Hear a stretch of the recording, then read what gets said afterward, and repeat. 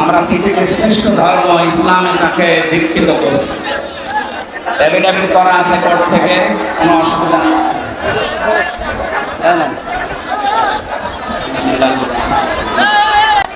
লা ইলাহা ইল্লাল্লাহু মুহাম্মাদুর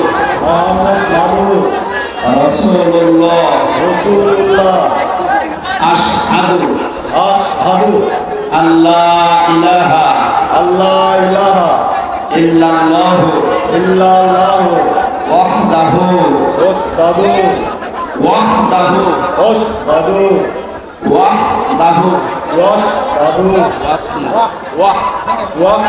ওয়াহদাহু লা শারীকা লাহু ওয়া আশহাদু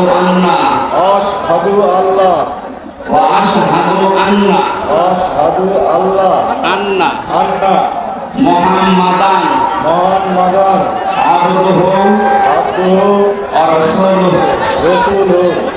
আমি সাক্ষ্য দিচ্ছি আল্লাহ বাদে কোনো মাবুদ নেই, ইবাদত করার যোগ্য কেহ নেই। তিনি একক, তার কোনো শরীক নেই। আমি আরো সাক্ষ্য দিচ্ছি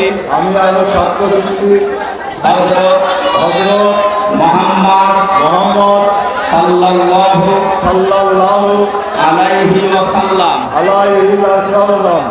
আল্লাহর বান্দা এবং রাসূল।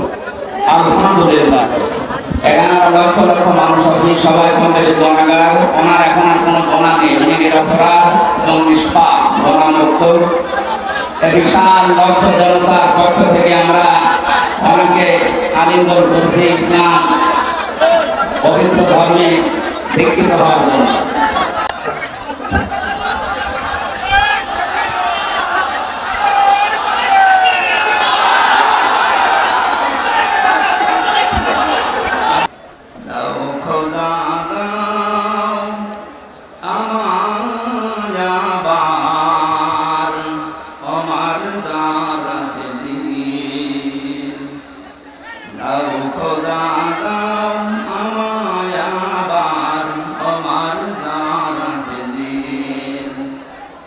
দাওয়ানের মতো বীর সেনানি জাগাতে রেখে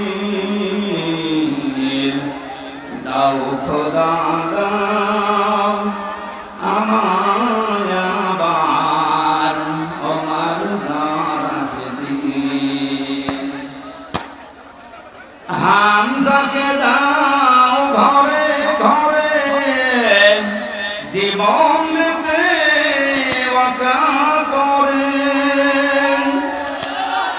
আবার কাবা ভাঙতে এলে পাঠাওয়া বাবিল।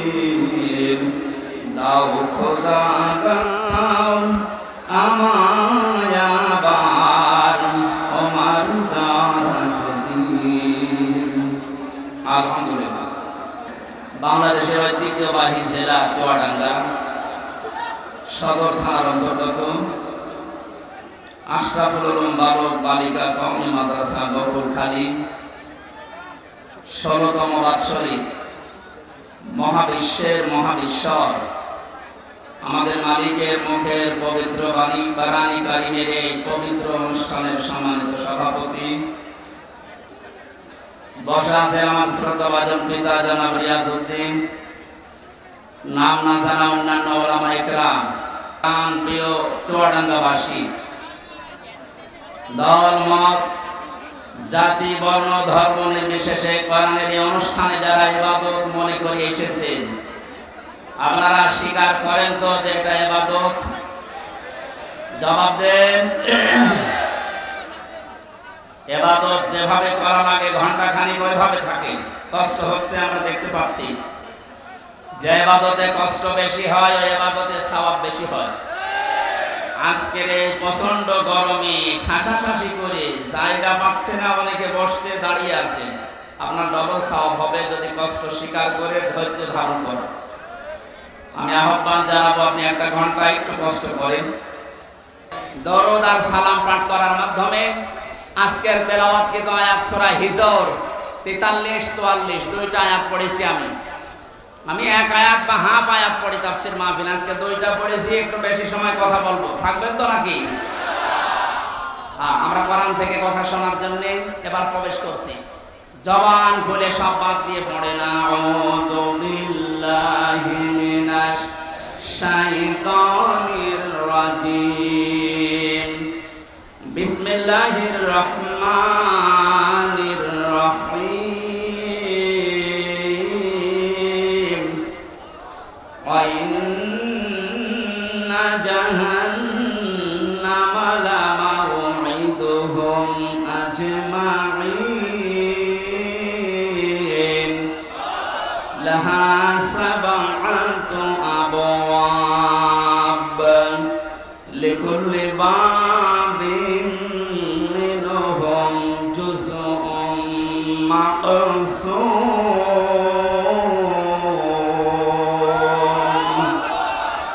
সাদাকাল্লাহুল আযীম। সূরা হিজর কোন সূরা? 99টা আয়াত আছে। আমার ভাইরা, সূরা হিজরের শেষ নাম্বার আয়াতে আল্লাহ আমাদেরকে জানিয়েছেন ওয়া'বুদ রাব্বাকা হাত্তা ইয়াতিয়াকাল ইয়াকিন। হে নবী, আপনি আপনার রবের ইবাদত করেন ওই দিন পর্যন্ত যতক্ষণ আপনার কাছে ইয়াকিন না আসে। এখানে ইয়াকিন শাব্দিক অর্থ হচ্ছে মউত। তাফসীরে মুফাসসির লিখেছেন ফি জিলালিল বারানি, ইয়াকিন মানে এখানে আল্লাহ মউতকে ইন্ডিকেট করেছেন। সুতরাং আমাদের ইবাদত করা লাগবে 2 দিন 5 দিন 10 দিন না, একেবারে মরণ পর্যন্ত। কথা বলেন ঠিক কিনা? এখন ইবাদত পৃথিবীতে যে যে ধাঁচে করছে তার জন্য আল্লাহ জান্নাতের নিয়ামতগুলো ওইভাবে সাজাবেন। আমরা জানি জান্নাত 8টা। জান্নাত কয়টা? জান্নাত মূলত একটা, এর স্তরগুলো আল্লাহ সাজিয়েছেন 8টা। আমরা প্রসারিত জানি, কিন্তু কোরআনে কারিমে আল্লাহ জান্নাতের স্তর সাজিয়েছেন 100টার উপরে। দুনিয়াতে যে ধরনের ইবাদত করবে, কাজ করবে, আমল করবে, কিয়ামতের ময়দানে আল্লাহ তাকে ওই ধরনের জান্নাতে প্রবেশ করাবে। সিস্টেম অপর পৃষ্ঠায় দেখুন, যেই মানুষটা দুনিয়াতে যে ধরনের অপরাধ করবে, গুনাহ করবে, পাপ করবে, আল্লাহ পাক কিয়ামতের ময়দানে তাকে ওই ধরনের জাহান্নামের দরজা দিয়ে প্রবেশ করিয়ে শাস্তি দেবে। জাহান্নামের বর্ণনা কোরআনে কারিমে আয়াত অনুযায়ী আল্লাহ বলেন লাহা সাবআতু আবওয়াব। এর আগে যেহেতু জাহান্নামের আলোচনা চলছিল, এইজন্য দ্বারা আল্লাহ জাহান্নামকে ইঙ্গিত দিয়েছেন। জাহান্নাম আল্লাহর কাছে একটা, এর দরজা স্তর যাই বলেন 7টা। লিকুল্লি বাবিন মিনহুম জুজউম মাকসুম, প্রত্যেকের জন্য আলাদা আলাদা দরজা আছে। দুনিয়াতে যে যেই ধরনের অপরাধ করবে আল্লাহ পাক তাকে ওই দরজা দিয়ে ওই জাহান্নামে প্রবেশ করাবে। বলেন নাউজুবিল্লাহ। তাহলে আয়াত থেকে আমাদের শিক্ষা এই, আমরা এখন কোন ধরনের আমলে, কোন ধরনের গুনার কাছে আছি, যার কারণে আল্লাহ এমন দরজা বানিয়েছেন যে আমি ও দরজার উপযুক্ত হয়ে গেলাম কিনা। এই জন্য আজকের এই তাফসীর মাহফিলে আমাদের আশা, আল্লাহ রাব্বুল আলামিন যে জাহান্নাম বানিয়েছেন এটা বিশেষ। এই পদটা কোরআনে কারিমে নামটা 59 বার আল্লাহ ব্যবহার করেছেন। কোরআনে কারিমে আমি ধারাবাহিকভাবে দেখেছি জাহান্নামের স্তরগুলো আল্লাহ সাজিয়েছেন 7টায়। প্রথম স্তরের নাম দিয়েছেন তিনি লাসা। এবার আমাদের এখান থেকে একটা বিষয় নেওয়া দরকার। লাসা নামে যে দরজা আল্লাহ বানিয়েছেন, এর কাজ কি, এটা কেমন, এর ভয়াবহতা কি, এখানে গেলে আল্লাহ কি কি ধরনের শাস্তি দেবেন, কোন কোন কারণে। সূরা মারিজের ভেতরে আল্লাহ আমাদেরকে জানিয়েছেন কাল্লা ইন্নাহা লাসা নাযাআতাল লিশ-শাওয়া তাদউ ওয়া জামা ফাআওয়া। বলেন আল্লাহু আকবার। জাহান্নামের যত দরজার বর্ণনা পেয়েছি আমি কোরআনে, তার এক নম্বরে লাসা। এটা এত ভয়ঙ্কর, এত কঠিন। আল্লাহ পাক বলেন দরজা দিয়ে যারাই প্রবেশ করাবো জাহান্নামে, প্রবেশ করার সঙ্গে সঙ্গে নিজের শরীরের চামড়া খসিয়ে ফেলবে। ও বাংলার মানুষেরা, পৃথিবীতে আমি বহু জায়গায় গিয়েছি, বহু কঠিন এবং ভয়ঙ্কর ঘর আমি দেখেছি, কিন্তু ঘরে প্রবেশ করলেই মানুষের চামড়া খসে যায়। আমি দেখিনি, শুনিও নাই। আল্লাহ এমন একটা ঘরের কথা বললেন, দরজার কথা বললেন, জাহান্নামের কথা বললেন, যেখানে গেলে মানুষের আগে চামড়া খসে পড়ে যাবে। রব্বুল আলামিন বলেন এই মানুষগুলোকে আল্লাহ কেন এখানে প্রবেশ করবে জানো? কাদেরকে এই দরজা ডাকতে থাকবে, আহ্বান জানাবে?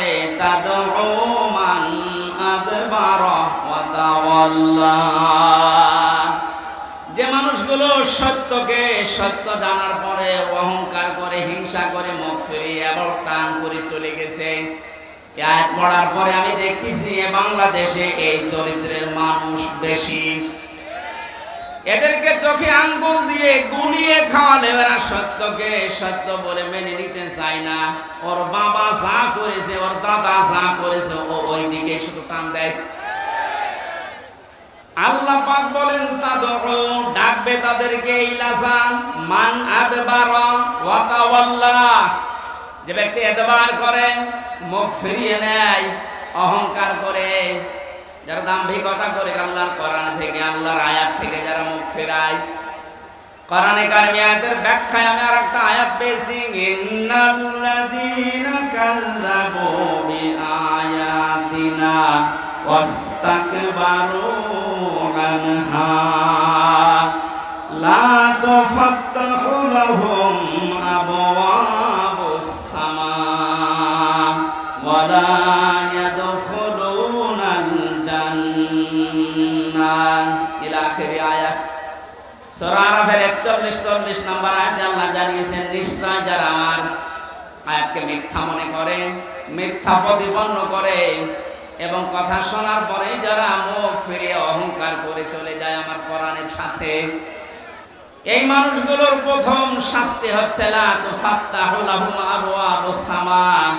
এদের জন্য আকাশের কোনো দরজা খোলা হচ্ছে না, হবে না। ও বাংলার মুসলমানেরা, মুসলমান নাম নিয়ে যারা কোরআনের কথা শোনার পরে যারা মিথ্যা মনে করে যে না এগুলো মনে হয় আল্লাহ দেয়নি, হামজা বানিয়ে বলতে পারে, আবার শোনার পরে যারা অ্যাবাউট টান করে মুখ ফিরে অহংকার করে চলে যান, তাদের জন্য কিন্তু আকাশের সব দরজা বন্ধ। প্রশ্ন আসতে পারে দরজা খোলা বন্ধ আমার কি দরকার? না, আজরাইল যখন মানুষের জান কবজ করবে সঙ্গে সঙ্গে ওইটা নিয়ে কিন্তু আকাশে উঠবে। কোথায়? আল্লাহ এক বছর যদি দিতেন যে বাপ, তাহলে একটা দরজা বন্ধ থাকতো। আল্লাহ আবওয়াব দিয়েছেন বহু বছর। কোরআনের কথা শোনার পরে যারা অহংকার করে চলে যাবেন, মরণের পরে আপনার একটা দরজাও আপনি খোলা পাবেন না, সব দরজা আপনার জন্য বন্ধ। তো ফাত্তাহু এটা মুসারে বর্তমান, ভবিষ্যৎ, প্রেজেন্ট, ফিউচার। সুতরাং এখন যারা আল্লাহর আয়াতের সাথে এই আচরণ করছেন তাদের আমল আকাশে ওটা বন্ধ হয়ে গেছে, কোনো দরজা খোলা নেই। মরণের পরে আপনার এই রূহকে আল্লাহ উপরে তুলতে দেবে না, সব দরজা বন্ধ করে দেবে। বিবেক থাকলে ভাবেন তো কত কঠিন বিষয় এটা।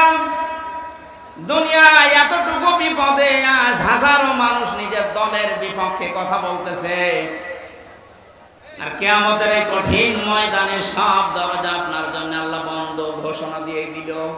ওয়ালা ইয়াদখুলুনাল জান্নাহ, এরা কোনোদিন জান্নাতে যাচ্ছে না, যাবেও না। আল্লাহ একটা উদাহরণ সেট করেছেন, হাত্তা ইয়ালিজাল জামালু ফি সামিল খিয়াত, যতদিন পর্যন্ত সূচের ছিদ্র দিয়ে উট প্রবেশ করে যেতে না পারে। চুয়াডাঙ্গাবাসী কোনোদিন কল্পনাও আসে এটা যে সূচের ছিদ্র দিয়ে উট যেতে পারে? কথা বলে না কেন? এটা যেমন অসম্ভব, আল্লাহর কোরআনের কথা শোনার পরে বিশ্বাস হতে চায় না, অহংকার করে চলে যাচ্ছেন। আপনার জন্য জান্নাতে যাওয়া ওইরকম সম্ভব? ওয়াকাযালিকা নাজিসিল মুজরিমিন, আল্লাহ বলেন পাপিষ্ঠদেরকে এইভাবে আমি শাস্তি লাগাবো। শাস্তির ধরন দিয়েছেন এখানে, লাহুম মিন জাহান্নামা মিহাদু ওয়া মিন ফাওকিহিম গাওয়াশ ওয়াকাযালিকা নাজিসিজ যালিমিন। এই চরিত্রের মানুষকে শুধু কবরে রাখতে দেরি, আল্লাহ জাহান্নামের চাদর উপরে বিছিয়ে দেবেন। আজ আমরা দেখি এই মানুষগুলো মারা গেলে এদের কবরে ফুল দেওয়া হয়, এদের কবরকে পাকা করা হয়, টাইলস লাগানো হয়, মোজাইক পাথর দেওয়া হয়। কথা বলেন না কেন? আল্লাহ পাক বলেন এই আয়াতের সাথে যাদের জীবন চরিত্রের মিল আছে, উপরে যদি ফুলের পাহাড় তৈরি করে দাও, নিচে আগুন লাগিয়ে দেব। এখনো হুঁশ আসে না আপনার? সারাটা জীবন কোরআনে কারিমের বিপক্ষে অবস্থান নিয়েছে, কোরআনের কথা শুনলে যারা অনুমতি দিতে চায় না, বাধা দিয়েছে। আমি নাম ধরে বলছি, টোটন মিয়া। আজকের যে দ্বিতীয় মেহমান মাওলানা হোসাইন, ওর বাড়ি আলমডাঙ্গাতে। আমি জেলখানা থেকে বের হওয়ার পরেই এই 6 মাস আগে একটা মাহফিল নিয়েছিল আমার, ওনার কাছে অনুমতি নিতে গেছে, ধমক দিয়ে বলছে কোরআন শোনা দরকার কি, গান শুনতে পারো না? কোরআনের ব্যাপারে এই কথাও সেই দিন বলেছে, সেই দিন থেকেই ও বেঈমান। ও যদি মারা যায় ওর জানাজা জায়েজ নেই, ওরে কবরে দেওয়া জায়েজ নেই, ওরে পুড়িয়ে ফেলা লাগবে। কারণ ও তো এমনিতেও জাহান্নামে যাবে, এমনিতেও জাহান্নামে যাবে। এটা আমি বানালাম। হ্যাঁ, সূরা আরাফ 8 নাম্বার 9 নাম্বার পারায়, 8 নাম্বার পারায়, 8 পারায় আছে, 14 নাম্বার পৃষ্ঠার 7 নাম্বার লাইনে 40 নাম্বার আয়াত। এটা যত তাফসীর আছে বাংলাদেশে আপনি খোলেন, একটাই কথা লেখা আছে, কোরআনের কথা শোনার পরে যাদের বিশ্বাস হয় না, অত অনুমতি দিতে পারতো যে ঠিক আছে কোরআন থেকে কথা বলবে, অসুবিধা নেই। একটা হিন্দুর কাছে গেলে পর্যন্ত সে একটু না একটু বিবেচনা করে, আর কিসের মুসলমান দাবি করে, ও সরাসরি ঘোষণায় দিয়ে দিয়েছে কিসের কোরআন, গান শুনতে পারো না। এই মানুষগুলো মারা গেলে কবরে আপনি যতই ফুলের পাহাড় তৈরি করেন, নিচে আল্লাহ আগুন লাগাবে। এ আয়াতে প্রমাণ। শুধু আগুন লাগাবে না, জাহান্নামের চাদর দিয়ে আল্লাহ ঢেকে দেবে। কথা বলেন ঠিক কিনা? ওয়াকাযালিকা নাজিসিজ যালিমিন, আল্লাহ এইভাবে করে জালেমদেরকে একটার পর একটা শাস্তি দিতে থাকবে। আল্লাহ যদি শুধুমাত্র যে শাস্তি দিয়ে শেষ এতটুকু বলতেন, আমি আয়াতটা পড়তাম না। জালেম মারা যাওয়ার পর থেকেই শুরু, কতদিন পর্যন্ত ওর কবরে হাসরে জাহান্নামে শাস্তি হতে থাকবে আল্লাহ বাদে কেউ জানে না। এজন্য আমাদের এখান থেকে সাবধান হওয়া দরকার, আমরা যেন কেউ জালেম হয়ে না যাই। দুঃখজনক বিষয়, বাংলাদেশটা দ্বিতীয়বার স্বাধীন হওয়ার পরে আমরা কয়েকদিনে 6, 7, 8, 9, 10 এই 4-5 দিনে অনেক জালেমকে নতুন করে জুলুম করতে দেখেছি। না, আপনি ঠিক করেননি, আপনি থামেন। এক জালেমের হাত থেকে যদি আরেক জালেমের হাতে আমরা পড়ি, 1000 মানুষ জীবন দিল কোন কারণে? এখনো 2700 মানুষ বেডে, হাসপাতালের বেডে এখন কাতরাচ্ছে। এই জন্য এগুলো যারা করছেন আপনি থামবেন। আমরা এক জালেম থেকে আরেক জালেমের হাতে যেতে চাই না, আমরা এই দেশটা তুলে দিতে চাই কোরআনের হাতে। এ বিষয়ে কারো মত পার্থক্য আছে? কারা কারা জানের হাতে দিতে দেখি? লিল্লাহি তাকবীর।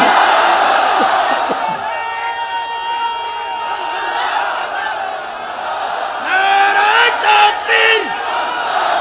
ইসলামের শত্রুরা হুঁশিয়ার, সাবধান।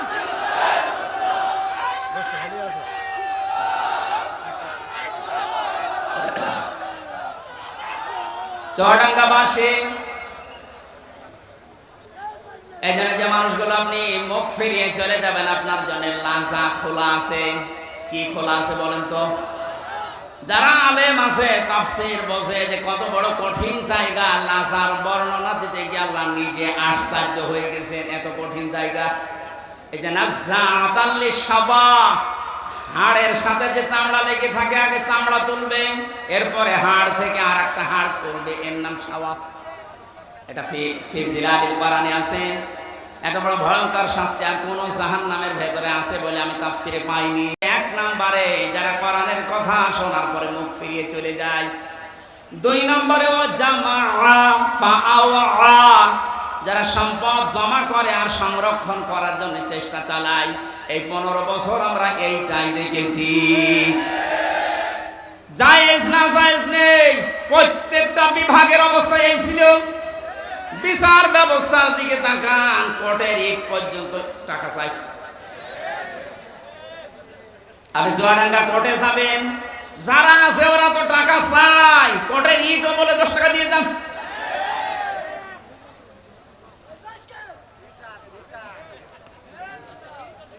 আমি প্রথম যখন গ্রেফতার হয়েছিলাম সে 11 সালে, আমরা যখন থানা থেকে ছেড়ে দিল, ওখানে যে দাঁড়িয়ে আছে গেটে, বলছে টাকা দেন। টাকা কোথায় পাবো? না, ওই যে আপনাকে দেখতে এসেছিল, ওরা টাকা দিয়েছে আমি জানি। শেষে 10 টাকা দিলাম, তাও খুশি। এই যে সম্পদ জমা করার জন্য আপনি ডান হাত বাম হাত দেখেন না, বাবা শাহজালাল সব হালাল। মসজিদের টাকা পর্যন্ত যারা আত্মসাৎ করে, মসজিদের দায়িত্ব নেওয়ার জন্য অনেককে দেখা যায় পিড়াপিড়ি করছে, জোর জবরদস্তি করে। আরে মসজিদের দায়িত্ব নিয়ে কোনো মানুষ টাকা মেরে খাবে এ ভাবা যায়? অথচ বাংলাদেশে এরকম মসজিদ নেই। মসজিদের ক্যাশিয়ার কয়েক বছর পরে দেখা যাচ্ছে ধনী হয়ে যাচ্ছে, টাকা মনে হয় ফেরেশতারা দিয়ে যায়। আজ হাজারো মানুষকে আমরা দেখতে পেয়েছি টাকা পয়সা জমা করার জন্য কত লাইন তারা খুলেছিল। নিজে হয়তো সরাসরি যেত না, এমন এমন আজরাইল জিবরাইল মিকাইল সেট করে রেখেছে, বিভিন্ন হাত দিয়ে শুধু টাকা আসতে আসে। শুধু টাকা আসলে তো হয় না, ফাআওয়া, এগুলো জমা করার জন্য তারা চেষ্টা চালিয়েছে। আল্লাহ পাক বলেন এই দুইটা অপরাধ যারা দুনিয়ায় করবে, সম্পদ যারা জমা করে আর সংরক্ষণ করার জন্য চেষ্টা চালায়, এদেরকে আমি আল্লাহ লাজায় প্রবেশ করাবো। বলেন নাউজুবিল্লাহ। এই যে সম্পদ শব্দটা এই আয়াতের ভেতরে আছে, ওয়া জামাআ, এই শব্দটার ব্যাখ্যা করতে গিয়ে আমি তাফসীরে দেখেছি জামাআর ভেতরে 4টা বিষয় লুকিয়ে আছে। কয়টা? 1 নম্বরে টাকা পয়সা যারা জমা করে, শুধু জমা করে, এর হক আদায় করে না। পৃথিবীর কোন জিনিস আপনি এক জায়গায় রাখবেন, দেখবেন নষ্ট হয়ে যাবে, ওটার গুণগত মান ঠিক থাকবে না। যেমন পানি যদি কেউ এক জায়গায় রেখে দেয়, পচন ধরে, পোকামাকড় তৈরি হয়, দুর্গন্ধ হয়। কথা বলছেন না কেন? লোহা লক্কড় যদি এক জায়গায় ঘিরে দেন, ও জং ধরবে, ও ধান নষ্ট হয়ে যাবে, অকেজ হয়ে যাবে। যত ব্যবহার করবেন তত ধার ভালো থাকবে, ওর কার্যকারী ক্ষমতা ঠিক থাকবে। পানি যত ছেড়ে দেবেন তত স্বচ্ছ নির্মল পানি আসতে থাকবে। কথা বলেন ঠিক কিনা?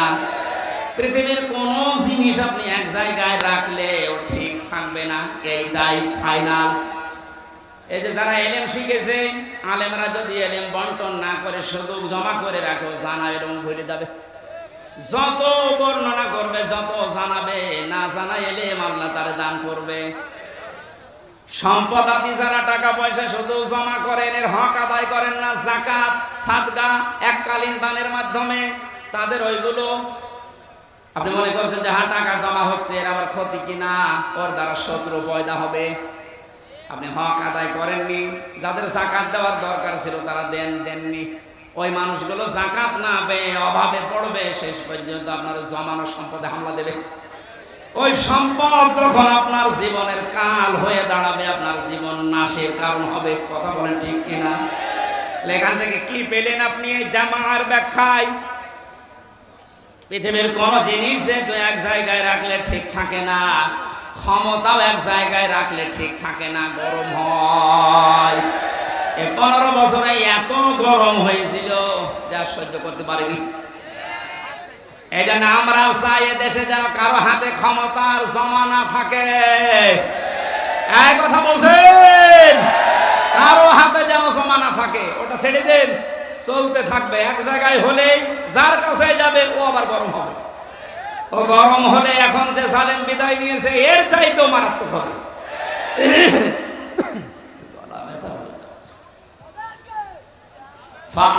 দিয়েছে জামার ব্যাখ্যায় যে 4টা অর্থ পেয়েছি। 1 নম্বরে অর্থ সম্পদ, 2 নম্বরে ক্ষমতার চেয়ার। যারা এটাকে বারবার জমা করার চেষ্টা করে কিন্তু এর হক আদায় করে না, এই মানুষগুলোকে আল্লাহ জাহান্নামে লাজায় প্রবেশ করাবে। 3 নম্বরে অস্ত্র শস্ত্র, এগুলো যারা জমা করে কিন্তু এগুলোর যে ব্যবহার যাদের দ্বারা করা উচিত তারা না করে অবৈধ মানুষ ব্যবহার করে। আজ হাজার হাজার মানুষকে দেখেছি যাদের হাতে অস্ত্র তোলা জায়েজ নেই, ওই মানুষগুলো অবৈধ অস্ত্র নিয়ে ঘোরাফেরা করেন আর মানুষের অর্থ সম্পদ বিভিন্ন কায়দায় খায়। 4 নম্বরে পেয়েছি মান সম্মান। মান সম্মান আপনি জমা করতেই থাকবেন, জমা করতেই থাকবেন। এর যে একটা হক আছে এই সম্মান রক্ষা করার, ওই পর্যন্ত আপনি নিয়ে যেতে পারেন না। আমার মনে হয় অর্থগুলো একটু কঠিন হয়ে যাচ্ছে। আলেমরা যারা আছে তারা তো বুঝতেছে। এই জামার ব্যাখ্যায় ইবনে কাসিরের ভেতরে 4টা অর্থ আছে। ফাওয়া শুধু জমা করে তা না, এটা যেন সংরক্ষণ করে রাখা যায়, এই দুর্বিসন্ধি তারা তৈরি করে। যত টাকা এরা অবৈধভাবে কামাই করেছিল, কিভাবে এটা সংরক্ষণ করা যায় একেবারে এইটে গুটে বসেছিল, কিন্তু আল্লাহ সহ্য করে না, সবগুলো এখন ধ্বংস করে দিয়েছে। এমনও কোটি কোটি টাকার মালিক এখন জেলখানায় বসে এই যে ফলরে আমরা যেভাবে ঘুমিয়েছি ওইভাবে ঘুমাচ্ছে। কি হলো আপনার টাকা দিয়ে? এ তো দুনিয়ার বিষয় গেল। চোখ বোঝার পরে আপনি যাবেন এই লাজায়। কোথায় যাবেন? আল্লাহ আমাদেরকে যেন এরকম জায়গায় নিয়ে না যান, বলেন আমিন। তাহলে আমরা আজকে একটা দরজার বর্ণনা শুনলাম যে লাজা নামে যে দরজা আল্লাহ জাহান্নামে বানিয়েছেন। জাহান্নামে একটা, এর দরজা 7টা। তার 1ম নাম্বার লাজা, এত কঠিন ভয়ঙ্কর, গেলেই চামড়া খসে যাবে, হাড় থেকে আলাদা হয়ে যাবে। 365 জায়গায় জোড়া দেওয়া আছে, সবগুলো এই দরজা দিয়ে ঢুকলে আল্লাহ খসিয়ে ফেলবে। আল্লাহ এই কঠিন ভয়ঙ্কর শাস্তির মুখোমুখি আমাদেরকে যেন না করেন। যে শাস্তির কথা, যে আমলের কথা আমরা শুনলাম, যে সত্য শোনার পরে আমরা জানার আবার টান না করি। সম্পদ আদি যেগুলো আল্লাহ দেয় এগুলো আন্দাজে জমা করে সংরক্ষণ করার কোনো দরকার নেই। যা করব এটা যেন বৈধ পথে হয়। আল্লাহ আজটা আমাদের সবার জীবনে যেন সেট করে দেন, আমিন। কোরআন শুনতে এসেছে যারা ইবাদত মনে করে তারা বলছে আলহামদুলিল্লাহ। আল্লাহ পাক বলেন লাইন শাকারতুম লাযিদান্নাকুম ওয়া লাইন কাফারতুম ইন্না আযাবি লাশাদীদ। সূরা ইব্রাহিমের 9 নম্বর 7 নম্বর আয়াতে আল্লাহ জানিয়েছেন যদি আমার নিয়ামতের শুকরিয়া আদায় করো লাযিদান্নাকুম, লামে তাকিদ নুনে সাকিলা। আল্লাহ পাক গ্যারান্টি দিচ্ছেন ওই নিয়ামত আমি তোমাদের জীবনে বৃদ্ধি করে দেব।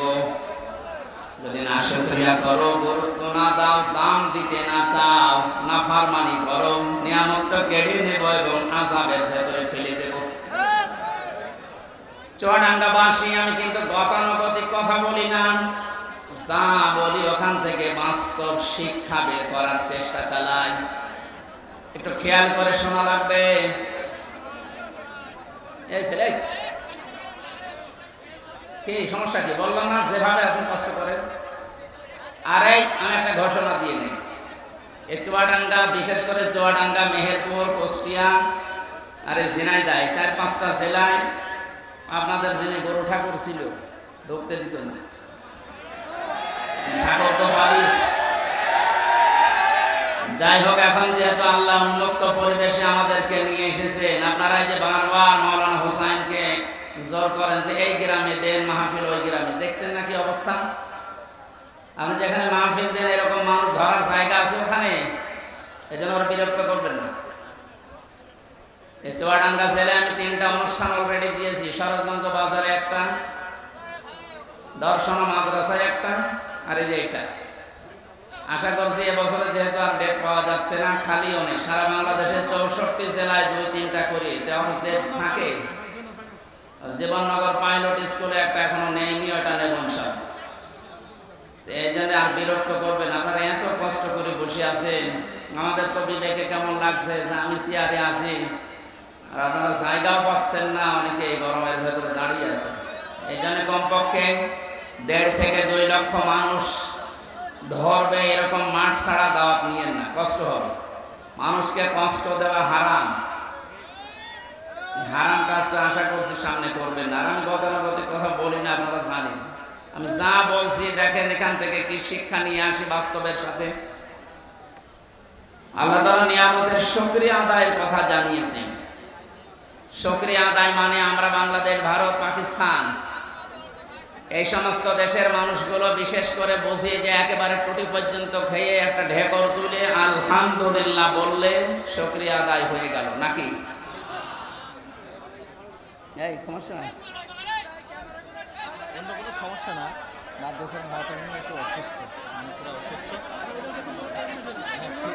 ঠিক আছে, ওইটা সমস্যা না, আমি তো ওনাকে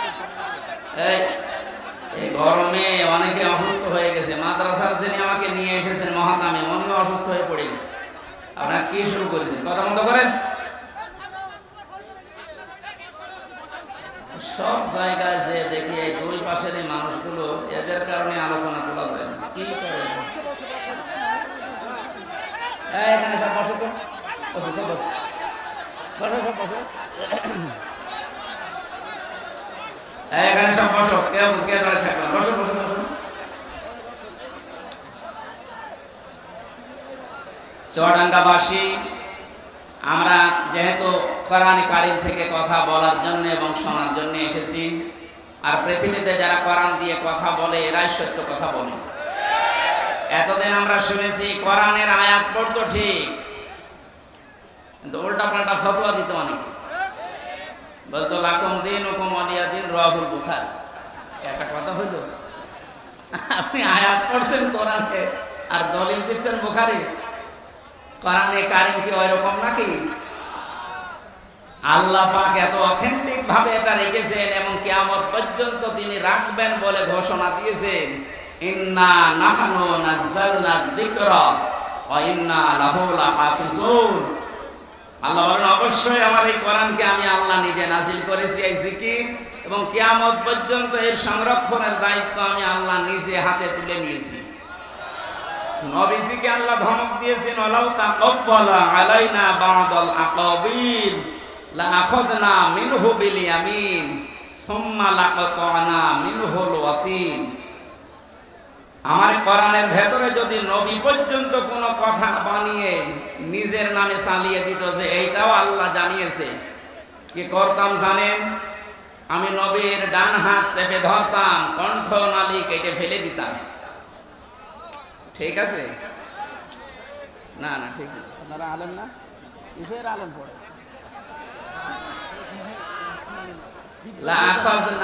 আমি বললাম যে আল্লাহ পাক নবীজির হাত চেপে ধরতেন না, আল্লাহ নিজের হাত দিয়ে ধরতেন। এখানে ফাইল আল্লাহ নিজে, নবীর হাত ধরতেন না, আল্লাহ নিজে ধরতেন তার হাত দিয়ে। মিনহু বিল ইয়ামিন, বাম হাতের কথা দিলেন না কেন? ডান হাতের কথা দিলেন কেন? আল্লাহর বাম হাতে শক্তি কম নাকি? আমার বাম হাতে থাপ্পড় খেয়েছে।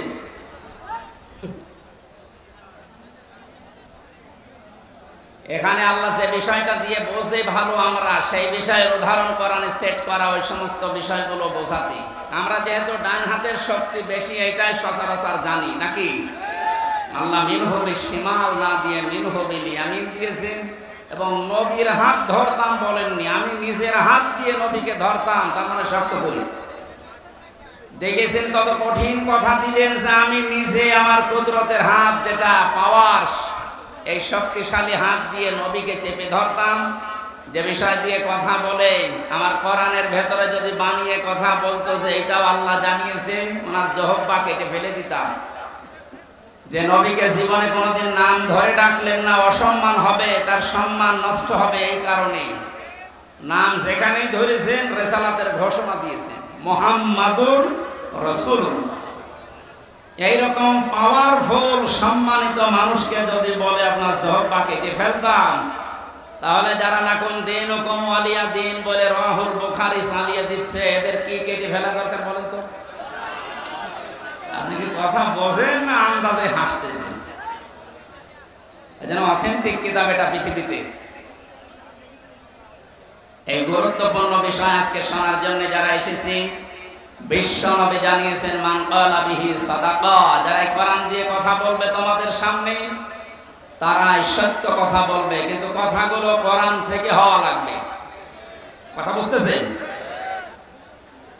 আমান হাকামা বিহি আদালা, যারা কোরআন দিয়ে বিচার ফায়সালা করবে এরা ন্যায় বিচার কায়েম করতে পারবে। এইটা গত 4-5 দিন আগে আমার মামলা যতগুলো ছিল সব খারিজ করে দিয়েছে, আমার কোনো দোষ পাই। আমি সহ মুফতি হারুন ইসহাক, মাহমুদুল হাসান ভাই এবং ওসামা ভাই সহ যারা আমরা ছিলাম মামলায়, সবগুলো আদালত দেখে বলছে কি দেখে বিচার করব, কোনো মাল নেই। যা আমি মনে হয় বলতে গেলাম আদালত প্রাঙ্গণে দাঁড়িয়ে যে স্যার মাননীয় আদালত, এই মামলাটা আপনার কাছে 3 বছর ছিল, আপনি 3টি বছরে কতবার এই মামলা পেয়েছেন, দিতে পারেননি। আজকে যে একেবারে বললেন কোনো মাল নেই, এতদিন কি মাল ছিল? ওরে বলতো যে হতো আমার হাত বাঁধা ছিল। কি ছিল? আজকে যখন হাত ওনার খুলেছে, শুধু এই বিচারপতির না, সারা বাংলাদেশের হাত আমরা এভাবে খুলে দিতে চাই।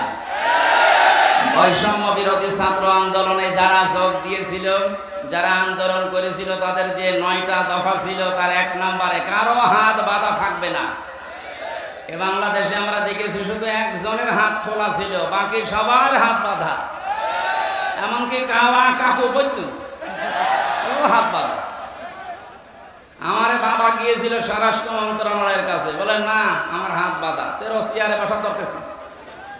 একটা স্বরাষ্ট্র মন্ত্রী সে যদি বলে আমার হাত বাঁধা, হাত খোলা আছে কার? এই 3 বছরে জেল খাটার পরে আমি দেখেছি হাত একজনেরই খোলা ছিল। সে যাই হোক, আমরা চাই ওনার মতো হাত এই দেশে 1628 জন মানুষ এই চেয়ারে বসে আছে। 1628 জন যে চেয়ারে বসে আছে সব হাত আমরা খোলা রাখতে চাই। আবু সাইদ যেভাবে হাত খোলা ছিল, সবার হাত এভাবে খোলা রাখতে চাই। কথা বলেন ঠিক কিনা?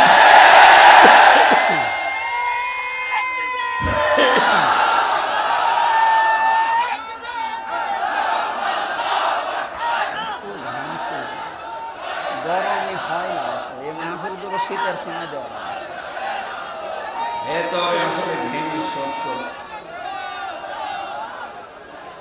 চুয়াডাঙ্গাবাসী এটা রেকর্ড হচ্ছে, কালকে সারা বাংলাদেশের সব আনাচে কানাচে ছড়িয়ে যাবে। আমি উদ্দেশ্য করছি এখানে 18 কোটি মানুষ আমার সামনে, সবাইকে জানাচ্ছি হাত যেমন খুলে গেছে, কিয়ামতের আগে যেন এই দেশে আর কারো হাত বাঁধা না থাকে। আগামীতে যারা আসবে তারা যেন এভাবে হাত খুলে রাখে, যেন আমরা ন্যায় বিচার করতে পারি। আর ন্যায় বিচারের জন্য এটা লাগবে আমান হাকামা বিহি আদালা, যারা কোরআন দিয়ে বিচার করে এরা ন্যায় বিচার কায়েম করতে পারে। 53টা বছর পার হয়ে গেল, বহু বিষয় আমরা দেখেছি। আমি না দেখলেও আমার বাবা শরীফুর রহমান, শরীফুজ্জামান ভাই সহ যারা আছে, আমার তো 32 বছর, ওনারা তো অনেক বেশি, ওনারা দেখেছে বাবা চালিয়েছিল এ দেশ কেমন লাগে দেখতে। দুর্ভিক্ষে মানুষ মারা গেছে। আজকে বাংলাদেশে মুক্তিযোদ্ধার একজন কমান্ডার, উনি ঘোষণা দিয়েছেন বঙ্গবন্ধু যার নাম আমরা শুনি, উনি মুক্তিযুদ্ধ করেননি। যে চেতনা নিয়ে এই 16 বছর আপনি অত্যাচার করলেন ইসলামপন্থী এবং জাতীয়তাবাদ মানুষের উপরে, এই চেতনাটা সামনে নিয়ে এখন শুনছে সে নাকি মুক্তিযুদ্ধ, এটা ছিল না। এটা যে এখন ওনার বক্তব্যটা আমি এখনো সত্যতা প্রমাণ পাইনি। যদি সত্য হয় এতদিন তাহলে মিথ্যাচার করে জাতিকে আপনি যা করলেন কি জবাব দেবেন বলেন তো? জাতি তো এখন সব জেনে ফেলেছে, কথা বলেন না কেন? আমাদের এখানে একটা সতর্কের বিষয় আসতেছে। আমি 1 মিনিটের ভেতরে একটা উদাহরণ সেট করেছি, দেখেন বাস্তবের সাথে মিলিয়ে। একটা হোস্টেলে 100 জন ছাত্র থাকে, ওরা সকালবেলার মেনু খিচুড়ি ভাত, কি খিচুড়ি দেওয়া হয়। 20 জন চাচ্ছে যে খিচুড়ি থাক, আর 80 জন বলছে না আমরা খিচুড়ি চাই না। কেউ বলছে আমরা কলা পাউরুটি চাই, কেউ রোল চাই, কেউ চিড়া মুড়ি চাই, এই সমস্ত বিভিন্ন আইটেম দিয়েছে।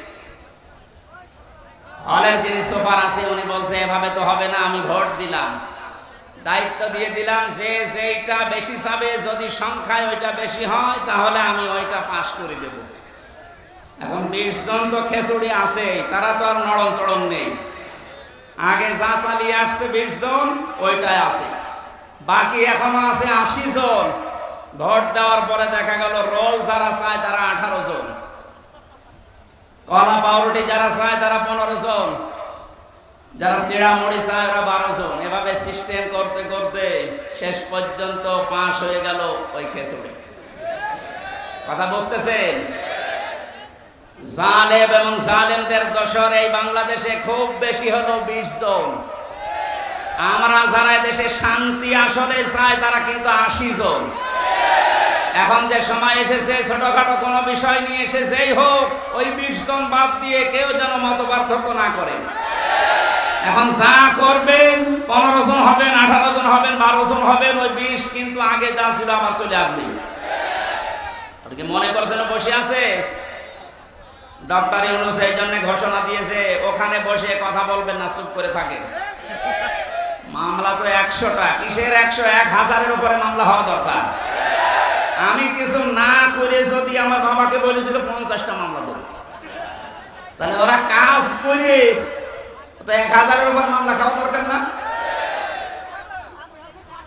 এই জন্য আমাদের এই উদাহরণ থেকে শিক্ষা হচ্ছে, আমরা এখন ছোটখাটো কোনো বিষয় নিয়ে মনোমালিন্য মত পার্থক্য করলে কিন্তু এই জালেমরা উৎপত্তি আছে, ওরা এখনো সব জায়গা থেকে পাল্টায়নি। সংস্কার যখন আরম্ভ হয়েছে, যারা দায়িত্বে আছেন, প্রধান উপদেষ্টা সহ যে কয়েকজন মানুষ আছেন, খুব তাড়াতাড়ি ইমিডিয়েটলি এই মুহূর্তে 1628টা চেয়ার আমরা পরিবর্তন চাই, কারণ এগুলো সব জালেমদের দোষ। এক কথা বলেন, এই যে চোপ্প মিয়া, এই চোপ্প থেকে শুরু করে যে কয়টা ছিল জালেমদের দোসর, এই 1628টা চেয়ারের এই মুহূর্তে সকাল হতে হতে যেন শুনিতে পাল্টিয়ে গেছে। 1000-এর উপরে মানুষ জীবন দিয়ে গেল এটার জন্য, কারণ এই বৈষম্যের কারণে আজ হাজার হাজার মানুষ জুলুমের শিকার হয়ে মানবতার জীবনযাপন করেছে। অনেকে বলছে আমরা মাফ করে দিলাম, হ্যাঁ তাদের ব্যক্তিগত বিষয়, কিন্তু সামগ্রিকভাবে কোনো মানুষ যদি ভিকটিম, আমরা যারা আমার মতো 3টা বছর আপনি কোন কারণে আমাকে রাখলেন, আমি যেহেতু বেকসুর খালাস পেয়ে গেছি, আদালত প্রমাণ করেছে যে আমার কোনো দোষ নেই, কথা বলেন না কেন? তাহলে একেবারে উপর থেকে শুরু করে যে লোকটা আমার মামলার আয়ু, যারা এর সাথে জড়িত, আমার মামলার যদি বাদিয়ে হুজুর হইতো, ওরে যত টাকা লাগে আমি দিয়ে 2 দিন পরে বের হয়ে আসতাম, কিন্তু মামলার বাদী তো একেবারে সরাসরি হাসিনা। মাওলানা মামুনুল হক এবং আমির হামজা, এই 2টা নাম শুনলে বলতো ফাইল উল্টিয়ে রাখ, পরে কি করেছি আমরা এত।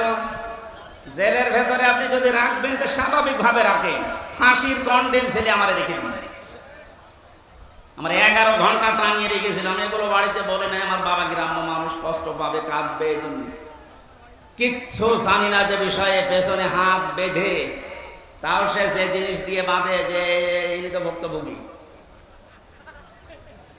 পেছনে ওনাদের সামনে বাঁধে, ওনারা তো বড় নেতা, আমাদের বেঁধেছিল পেছনে, সাথে হাত কেটে যায়, পায়ে দেয় ডান্ডা বেড়ি, চোখ কালো কাপড় দিয়ে বেঁধে মাজায় দড়ি দিয়ে টাঙিয়ে রেখেছিল 11 ঘন্টা, মনে হচ্ছে গরু টাঙিয়ে রেখেছে।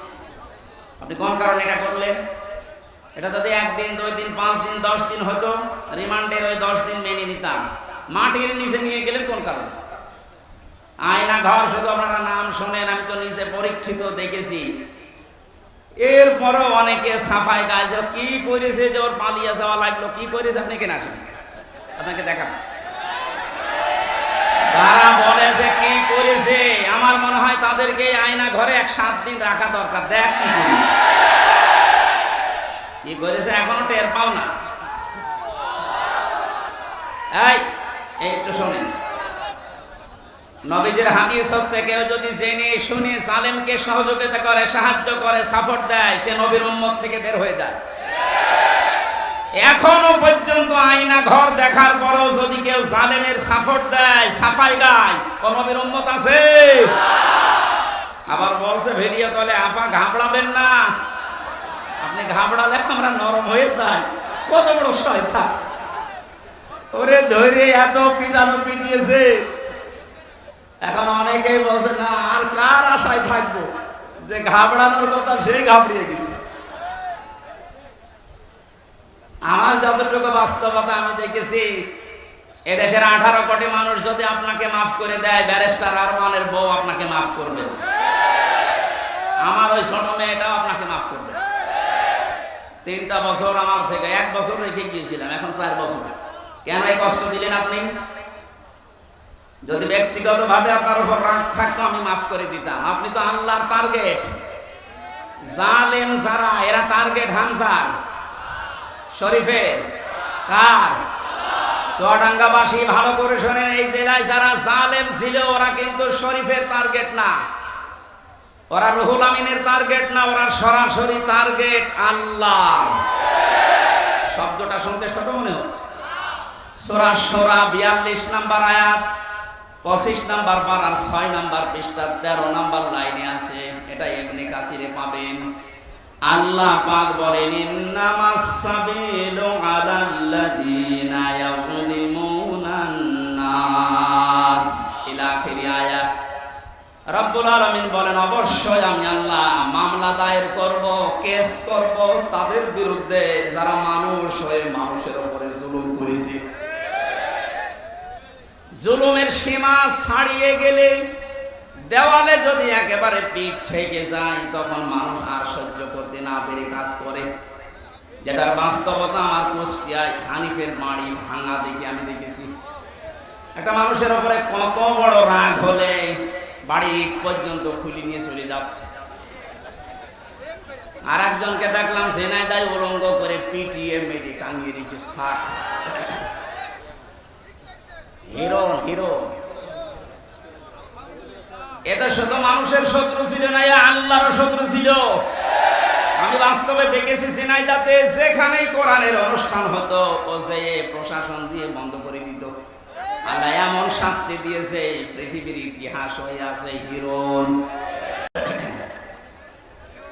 এখানে জালেমরা কিন্তু পৃথিবীর মানুষের মামলার আসামি না, এরা আল্লাহর মামলার আসামি।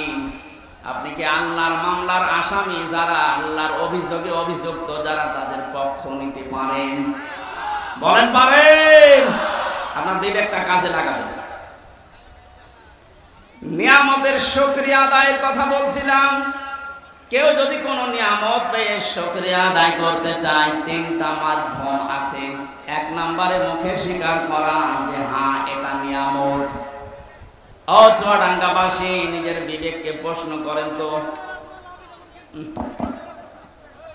এই সমস্যা কি? এই দাঁড়ানো যাবে না ভাই, কথা বলতে।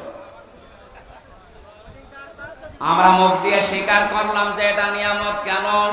বাস্তবে দেখেছি এই যে বিশাল অনুষ্ঠানটা কোরআনের কথা শোনানো হবে বলে ওরা সাজিয়েছে। এই অনুষ্ঠানটা আগস্টের 5 তারিখের আগে যদি কেউ করতে চাইতো 10 জায়গায় অনুমতি নেওয়া লাগতো। 6 তারিখ, 7 তারিখ, 8 তারিখে একটা ঘোষণা এসে গেছে ডক্টর মোহাম্মদ ইউনূসের পক্ষ থেকে। অন্যান্য ধর্মের মানুষেরা যেভাবে তাদের ধর্মীয় অনুষ্ঠান পালন করে, এদেশে মুসলমানেরা কোরআন প্রচার করবে, কোনো মহারথীর অনুমতির প্রয়োজন আর নেই। এটা নিয়ামত না? কত বড় নিয়ামত আপনি জানেন? কয়েকদিন আগে বাংলাদেশ জামাত ইসলামী কুষ্টিয়া জেলা শাখার উদ্যোগে ওরা কুষ্টিয়া জেলার প্রায় 550 আলেমকে দাওয়াত দিয়েছিল একটা সেমিনারে। সব ধরনের আলেমরা ছিল। 3.5 ঘন্টা থেকে 4 ঘন্টা সেখানে আলোচনা করেছে কোরআনের উপরে, হাদিসের উপরে। আপনি একটু ভাবেন তো, এটা যে 550 আলেম এক জায়গায়, আগস্টের 5 তারিখের আগে এত মানুষ না, 5 জন আলেম এক জায়গায় বলে 10টা মামলা হয়ে যেত। এত বড় নিয়ামত আল্লাহ যাদের মাধ্যমে দিলেন, এই শহীদ আবু সাইদ, শহীদ মুগ্ধ সহ, রায়হান সহ, ইয়ামিন সহ যারাই হাজারের উপরে শহীদ হয়েছে, আল্লাহ তাদের শাহাদাতের সর্বোচ্চ মাকাম যেন পৌঁছিয়ে দেন, বলেন আমিন। আমরা স্বীকার করছি যে মুক্ত জীবন এটা নিয়ামত, কিন্তু এদেশের ওই যে 20% এখনো পর্যন্ত স্বীকার করছে না। গতকালকের একটা ভিডিও, সে এখনো পর্যন্ত জালেমের সাফাই গাচ্ছে যে না, মানে কি কিছু করেনি দেশের জন্য। একটা রাস্তা বানাতে যদি 2 কোটি টাকা খরচ হয়, 3 বার বাজেট করে 9 কোটি টাকা খরচ করেছে।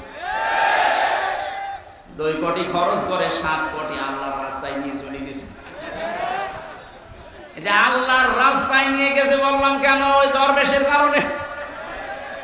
দরবেশ কত টাকা আত্মসাৎ করেছে দেখেছেন? 36,000 কোটি। আপনি জীবনে যদি গণনা করে তো জীবন শেষ হয়ে যাবে।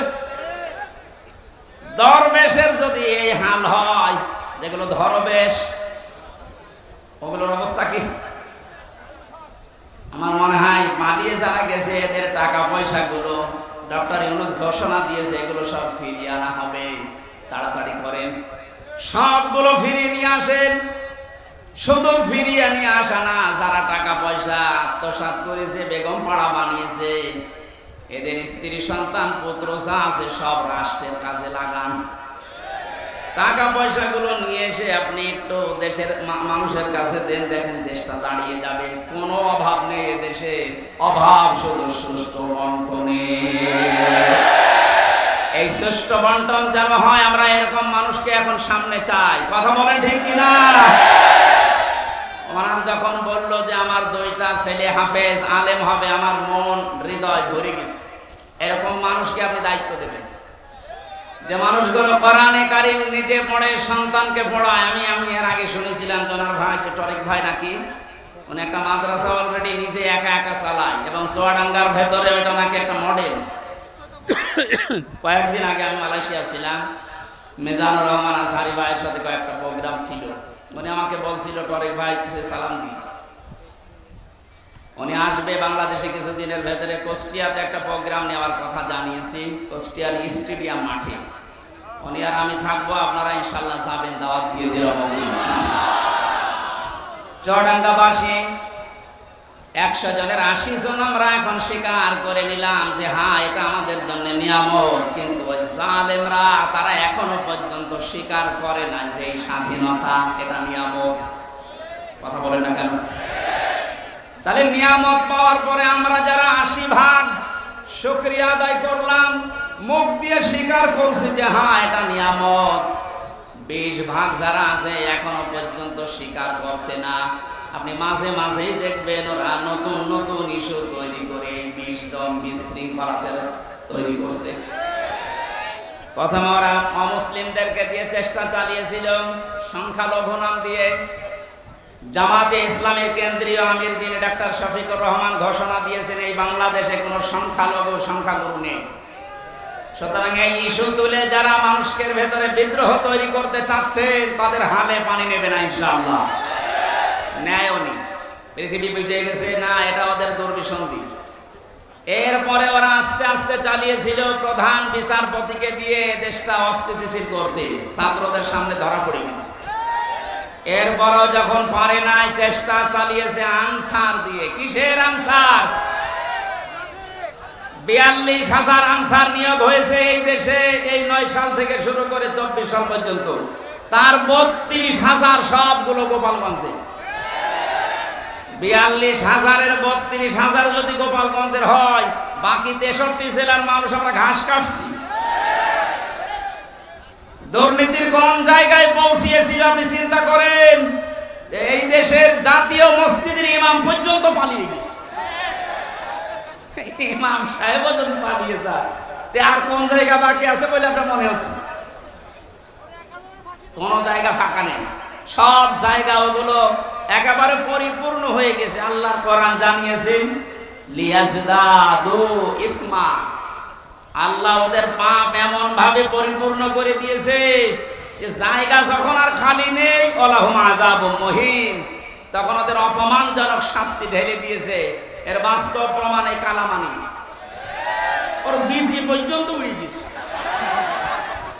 বলেন আর কি বাকি থাকে? এটা বিচারপতি দাও সুপ্রিম কোর্টের এত বড় শয়তান ছিল, কথা বললেই শুধু মুসলমানদের, ইসলামের আর কোরআনের। আর একজন বলতো, বলে দেখলাম একজন কিক মেরেছে আদালতে, এমন একটা লাথি দিয়েছে, জালেমদের আমার মনে হয় এর চাইতে অপমান আর নেই। দরবেশের যে অপমান আমরা দেখেছি, দাড়ি কেটে নম হয়ে গেছে। প্রথমে যে শয়তানকে ধরেছিল, শয়তান বলছে আমার একা নেবেন, মানে ওই যে দরবেশ। দরবেশ কোনটা? ওই যে সালমানের রহমান। আপনি চিন্তা করেন কোথায় নামিয়েছে অপমানের, আর কোন জায়গায় এই দেশে জালেমদের বাকি নেই। কথা বলেন ঠিক কিনা? এ ধরা ধরেছে কে? 20 ভাগ মানুষ এখনো স্বীকার করেন না আপনারা। এই জন্য নতুন নতুন করে আপনারা কু তৈরি করছেন। প্রধান বিচারপতিকে দিয়ে একবার চেষ্টা চালিয়েছে, পারে না। আনসারদেরকে দিয়ে চেষ্টা চালিয়েছে, ওটাও পারে না। যারা দায়িত্বে আছেন এই দেশের, এখন আহ্বান জানাবো, কিসের আনসার? পুলিশ ছাড়া যদি দেশ চলতে পারে, আনসার ছাড়া এক আর দুই। এ বাহিনী বিলুপ্ত করে দেন, কোনো দরকার নেই। আনসার নাম মিস, আনসার মানে সাহায্য করা। কিসের সাহায্য করেন আপনি? যেই কয়টা ধরা পড়েছে সবগুলো বলছে আমাদেরকে মাঠে নামিয়েছে এই সাহায্য করার জন্য। ওরা এরপরে ডাক্তার লাগিয়েছে, পারে না। এরপরে গার্মেন্টস কর্মীদেরকে লাগাচ্ছে সামনে, এটাও পারবে না। ওদের যা চরিত্র আমি মনে হয় দেখতে পাচ্ছি, গোয়ালন্দ ঘাটের এই মেয়েদেরকে ওরা নামাবে। আর কি বলবো বলেন? এ চাইতে নিচু শব্দ ওরা জানা নেই, কারণ ওদের চরিত্রের দিকে তাকিয়ে বললাম, এত নিচে নামতে পারে। জেলখানায় মানুষ এমনিতেই থাকে অসহায়। গিয়াসউদ্দিন মামুন এবং অপু ভাই আর আমি এক জায়গায় ছিলাম, আমাদের তিনজনকে টার্গেট নিয়েছিল যে সিসি ক্যামেরা লাগিয়ে দাও। ওই উপর থেকে শয়তান দেখতো, ওদের সাথে কেউ আমাদের সাথে কেউ কথা বললে তাড়াতাড়ি করে ওকে কল দিয়ে বলতো ওদেরকে তাড়াতাড়ি আলাদা কর। এমনিতেই আসি ফাঁসির কন্ডেম ছেলে, এরপরে 24 ঘন্টা তালা লাগান, এরপরে সামনে কারারক্ষী বসা, এরপরে যোগাযোগ বিচ্ছিন্ন, এরপরে যদি সিসি ক্যামেরা লাগিয়ে থাকে, বলেন তো কেমন লাগে? সুতরাং আমাদের উচিত, আমরা যেহেতু নিয়ামতের শুকরিয়া আদায় করার জন্য আয়াতটা পড়লাম, আমরা স্বীকার করছি 80% মানুষ যে আমরা আসলে এখন একটা নিয়ামত পেয়েছি। 2 নম্বরে মনের ভেতরে একটা আলাদা শান্তি লাগবে, যেটা আমার লাগে, আপনাদের লাগছে না? 3 নাম্বারটা কি? নিয়ামতের শুকরিয়া আদায় করার জন্য 3 নাম্বার, আল্লাহ পাক বলেন যে নিয়ামতটা পেয়েছো এটা পৌঁছিয়ে দাও জায়গা মতো। আমি যেহেতু হাদিস পড়েছিলাম, ন্যায় বিচার কায়েম করার জন্য কোরআন লাগবে, এই জন্য এই নিয়ামতকে সর্বোচ্চ জায়গায় নেওয়ার জন্য কোরআনের বিধান রাষ্ট্রীয়ভাবে কায়েম করা লাগবে। বাবার কথা বলছিলাম, উনি চালিয়েছেন, স্বামীও চালিয়েছে দেশ, বউও চালিয়েছে, চাচা চালিয়েছে, জোর করি প্রত্যেকেই তো চালিয়েছে। দেখলাম ও বাংলার মুসলমানেরা এখন শুধু দেখতে বাকি আছে আল্লাহর এই কালাম দিয়ে দেশটা চললে কেমন দেখা যায়। এটা দিয়ে বাংলার সংসদ চলো, কারা চান দেখে? লিল্লাহি তাকবীর।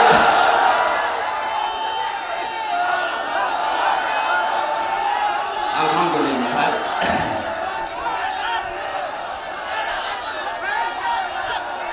ঠিক আছে,